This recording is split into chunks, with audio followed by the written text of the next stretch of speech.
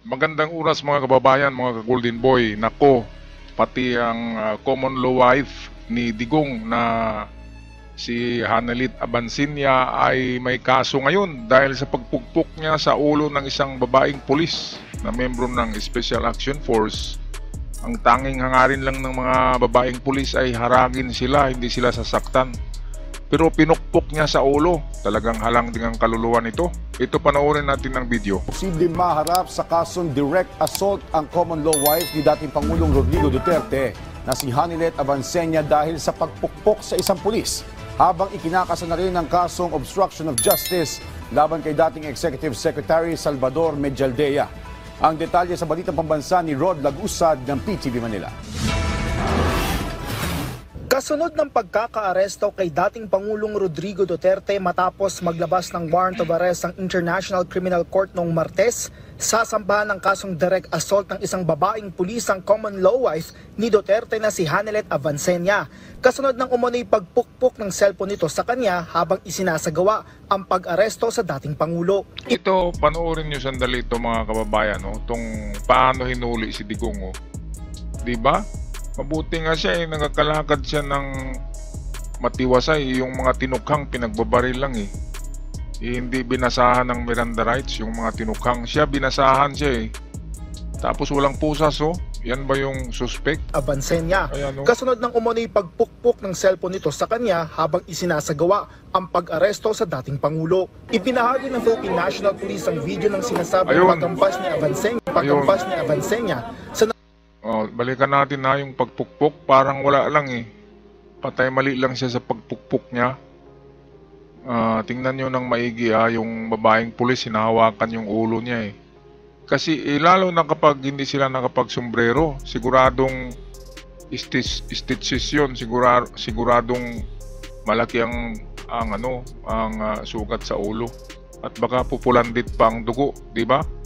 Kasi malakas magdugo ang ulo nasugatan, bumukol nga kahit may sombrero, lalo na kung wala, di ba?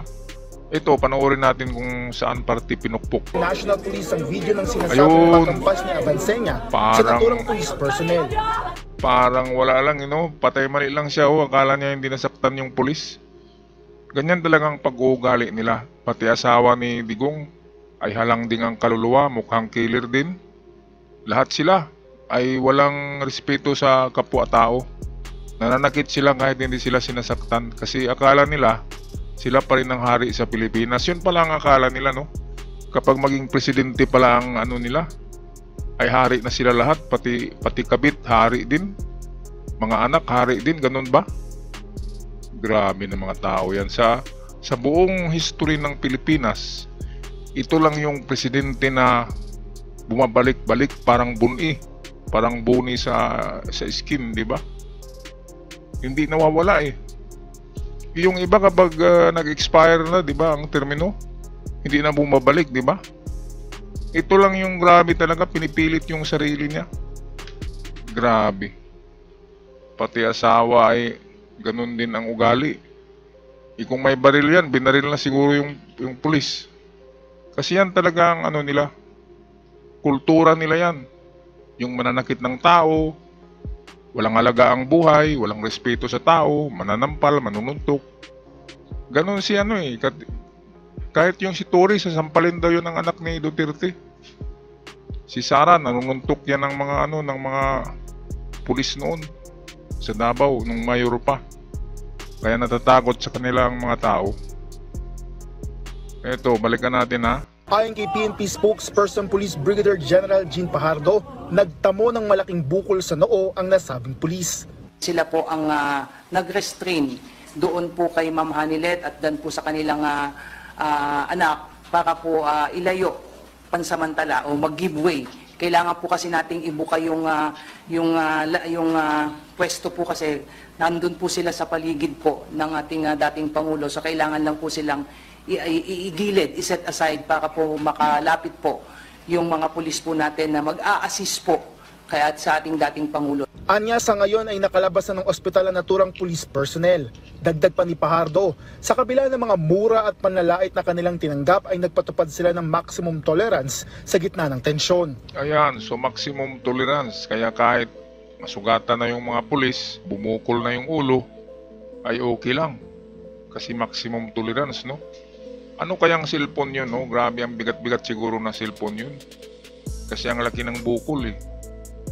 Grabe yung pagkapukpok sa ulo ay parang baliwala lang, no? Hindi man lang nagsuri na, "Uy, sorry ma'am na hindi ko sinadya." Talagang hayop, halang ang kaluluwa ang bituka. Katulad din ni Digong. Yan kasi ang idol nila, eh, yung mga taong nananakit ng kapwa-tao, katulad ni Digong, pumapatay ng kapwa-tao. Siya ang may sabi niya na, sabi niya marami siyang pinatay. Hindi inulit lang natin. Kaya ito ba yung mga klaseng tao na i-idol nyo, mga DDS? Yan ba yung mga idol nyo?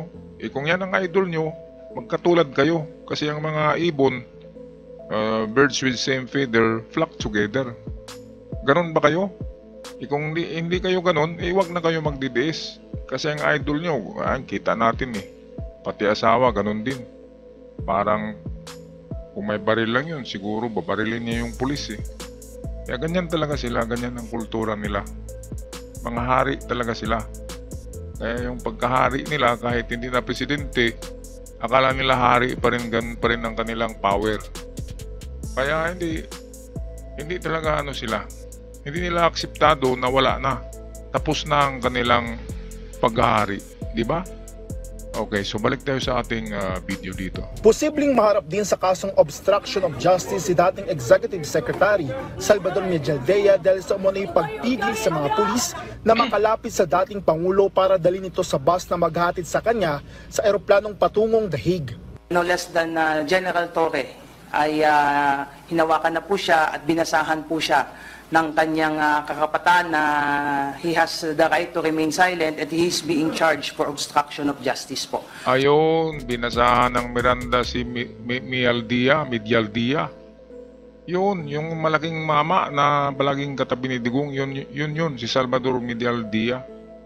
Hinarangan pala ang mga pulis eh. Kaya binasahan ni Tory. Alam naman natin si Tory, ganyan lang yan eh. Tinatawag nga yan ng mga DDS na diwata kasi maitim. Pero mas hamak naman na gwapo yung si Tory kay diwata, di ba? Mga kababayan. Grabe naman yung magbansag yung mga yung mga DDS. Kung ang Quadcom binansagan nila na Tuwadcom. Saan ba doon nagtutuwad ang Quadcom? Mga talantado talaga. Isidigong ano diyan bansag, di ba? Dutai. Sila din yata nagbansag diyan eh. Kaya lahat pinangalanan nila eh. Kahit hindi mukhang diwata. Kaya ito, ma-slay na naman yan. Dragon Slayer yang si Tory. Tingnan nyo, Diyos ng QGC. Wala kay nadali ni Tory. Itong si Digong, hari ng impyerno o anong nangyari, hinuli rin ni Tory. Kaya itong si Medialdea, ay ganun din, binasahan ng Miranda rights. Yung Miranda rights, yun yung babasahin na rights ng tao bago siya pusasan. The right to attorney, the right to remain silent. Ang iyong sasabihin ay pwedeng gamitin laban sa iyo. Yun yung binabasa.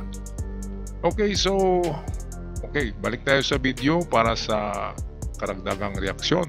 So kaya po siya pinusasan at dinala po sa loob po ng bus. But eventually, nung nandun na po siya sa loob ng bus, ay tinanggal din naman po yung posas. Out of, again, human consideration. But again, General Torre, to his mind, he has to enforce the law. Ayon pa kay Pajardo, para mabawasan na ang tensyon, ang mismong dating Pangulo na ang nagsabi na sasama ito. We would like just to clear lang po kung ano yung naging participation po ng PNP ay to extend lang po police assistance, particularly in serving po yung Interpol notice to our former president. It is our opinion, ma'am, na nasunod po yung proseso. Kaya nga sabi ko nga sa iyo, we exercise maximum tolerance o kung may mas higit pa sa maximum tolerance po, ay yun po ang ginawa po ng PNP. Binigyang pagkakataon din na ma-check ang kalagayan ni Duterte ng kanilang sariling doktor bukod pa sa mga doktor ng Philippine Air Force at PNP. Pinabulaan rin ni Pajardo ang kumakalat na nagsasabing umiyak ang ilang mga pulis. Ang sinasabi po nila ay umiiyak po yung pulis, hindi po totoo yun. At ang sinasabi nilang mababa po yung moral ng pulis, hindi rin po totoo yun. At sa mga lumalabas na mga video, ang pakiusap po natin, huwag po tayong basta-basta maniwala. Ang PNP po ay nakafocus po sa pagpapatupad po ng aming mandato. Ayan, so good job sa kapulisan na umuli kay Digong. Yung sinasabi nila na ano daw, yung si Digong daw ang nagpa-increase ng sweldo ng pulis. Hindi, ang totoo niyan ay si Trillanes. Yan ay bill ni Trillanes. Ni Senator Trillanes noon, kanyang bill yan ang pagtaas ng sweldo ng mga kapulisan. Nagkataon lang na panahon ni Digong na nagiging senador si Trillanes. Kaya akala ng mga kapulisan at akala natin na si Digong ang nagpa-increase nitong sweldo nitong kapulisan. Hindi, si Trillanes. Si Trillanes ang hero diyan, hindi si Digong. Kaya kayong mga pulis diyan, huwag kayong mag-loyal diyan kay Digong. Hindi siya yung nag-increase ng inyong sahod. Si Trillanes. Si Trillanes ang gumawa ng batas para sa increase ng sahod ng kapulisan. Okay, so tapusin natin ang video dito kay Jane Fajardo. Okay, ito pakinggan natin. At sa mga lumalabas na mga video, ang pakiusap po natin, huwag po tayong basta-basta maniwala. Ang PNP po ay nakafocus po sa pagpapatupad po ng aming mandato. Sabi nga natin, mission accomplished, kaya mataas ang moral ng pulis natin. Binigyang din ni Fajardo na nananatiling profesional ang PNP sa kanilang trabaho na ipatupad ang batas. At ito, bago tayo magtapos, balikan natin itong nagagalit sila, yung asawa ni Digong. Kasi yung doktor nila na dala hindi pinapalapit. Pero pagka ilang sandali lang noon ay pina-check up na si Digong sa kanilang doktor. At meron ding doktor ang PNP na private doctor para kay Digong. Kaya si Digong ay maswerte dahil wala man lang sumampal sa kanya, di ba? Kung busabos lang yung inaresto, bugbog sarado na yan, di ba? Magandang pagka-aresto sa kanya kasi former president. Merong respeto ang kapulisan. At ito pa, yung tungkol kay Ture,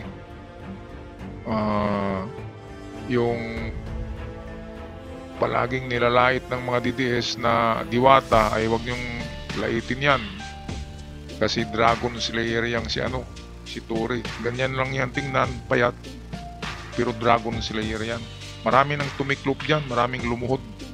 Yung yung Captain Dado, di ba? Lumuhod na yun. Captain Dado, nagmakaawa, umiyak sa harap ni Tori. Kibuloy, hindi nilubaybayan ni Hindi nilubaybayan ni Tori. Ilang ukay ba yung ng tunnel para hanapin lang si Kibuloy. At sa wakas, lumabas din na parang kayabang, di ba? Kaya itong mga nagsasabi na diwata yan ay huwag niyong sabihin yan. Baka luluhod din kayo at magmakaawa. Kahit nga itong si Medial Dia attorney yan, pero pinusasan yung Tori. Grabe this Tori, no? Ganyan lang yan, diwata lang yan, pero titiklop kayo dyan.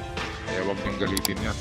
Alright, sige, magpaalam na. Maraming salamat. God bless us all. At sa mga bago pa lamang, huwag kalimutan mag-subscribe sa channel para palagi kayong updated.